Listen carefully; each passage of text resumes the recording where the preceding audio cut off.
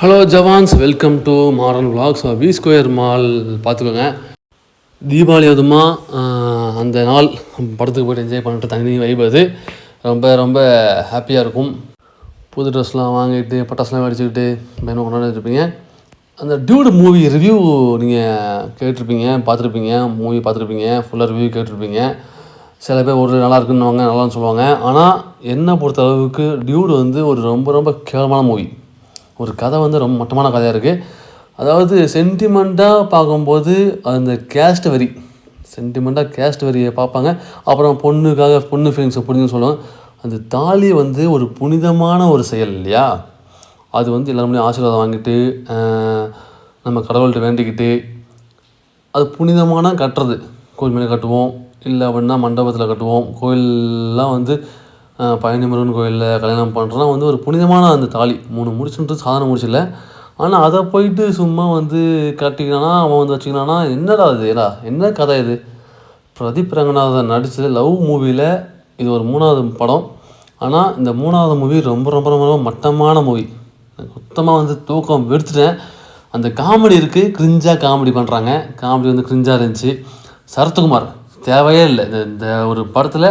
அந்த கேரக்டர் தேவையே கிடையாது. உண்மைதான், சூட் ஆகலை. அதே மாதிரி பிரதீப் ரங்கநாதன் நடிக்கலை அப்படின்னா இந்த படம் கண்டிப்பாக ரொம்ப ரொம்ப ரொம்ப ரொம்ப மொக்கையாக இருந்திருக்கும். பார்த்துருக்கே முடியாது. பிரதீப் ரங்கநாதன் ஒரு ஆள் தான் நான் போனேன், இல்லை அப்படின்னா போயிருக்கவே மாட்டேன். அவ்வளோ ஒரு மட்டமான மூவியாக இருந்துச்சு. ப்ரெக்னன்சி டைமில் வந்து காமெடி தேவையா? அது வந்து எவ்வளோ ஒரு வலி பெயினில் வந்து அவங்க பண்ணிகிட்ருப்பாங்க. அந்த சமயத்தில் ஒரு எமோஷனல் மூமெண்ட் அது.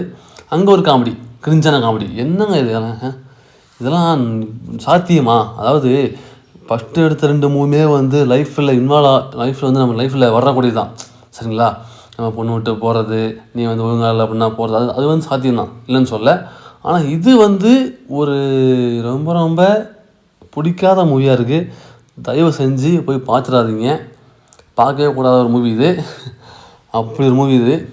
சரி, ஓகே, என்ன தான் பண்ணாலும் படத்தை எடுத்துட்டாங்க. ஆனால் ஒரே ஒன்று சொன்னோம், என்ன பாசிட்டிவ் அப்படின்னா, பாசிட்டிவ்னு பார்த்தீங்கன்னா சாங்ஸ் நல்லா இருக்குது. அங்கே இந்த ஹீரோயின் நல்லா நடிச்சிருப்பாங்க. செம்ம டான்ஸு, பக்காவா மியூசிக்கு, ஸோ இதெல்லாமே பக்காவாக இருந்துச்சு.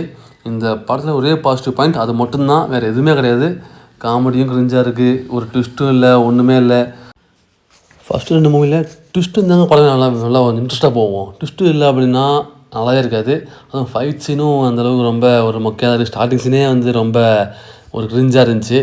அதனால் வந்து ஸ்டார்டிங்லேருந்து தாலியில் விளையாடுறாங்க. இது வந்து நியாயமே இல்லை. இந்த படத்தை வந்து ஏற்றுக்க முடியாது. அதே மாதிரி ரொம்ப ரொம்ப கஷ்டமாக இருக்குது. பிரதீப் ரங்கநாதன் இப்படி ஒரு படமானு சொல்லி ரொம்பவே கஷ்டமாக இருக்குது. வளர்ந்து வரக்கூடிய கட்டத்தில் வந்து இந்த மாதிரி ஒரு மூவி பண்ணுறது தப்பு கிடையாதுன்னு சொல்ல மாட்டேன். ஆனால் அவர் இன்னும் லாய்க்க தேவையில்லை தெரிஞ்சு. இந்த கதையே தேவையில்லைங்க. இந்த கதையே வேஸ்ட்டு. 2 hours வேஸ்ட்டு, 250 பணம் வேஸ்ட்டு, ட்ராவலிங் டைம் வேஸ்ட்டு, எல்லாமே வேஸ்ட்டு.